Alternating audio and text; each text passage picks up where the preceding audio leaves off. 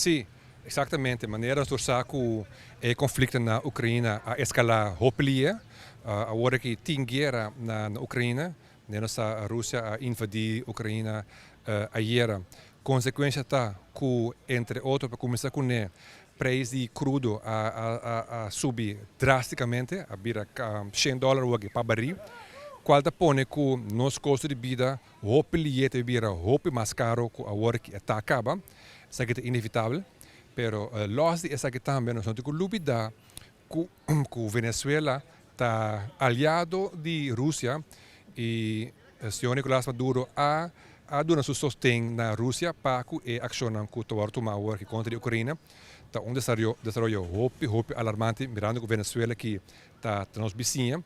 Então a PCM manda carta para o primeiro-ministro para apontar que tour é a palavra acaba que o ministro do Reino para o tema aqui, para sobre é seguro e tem consequências para nosso país.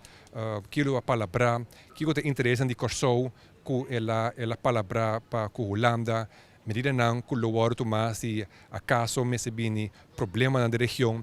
Da sua pergunta não basta válido como te aponta para tema que está hope sério, hope urgente. Então, me espera que o primeiro-ministro também consta carta aqui hoppelie, sino por lo menos de uma rueda de prensa para informar o pueblo que tour é a palavra que Holanda última semana aqui para o tema aqui.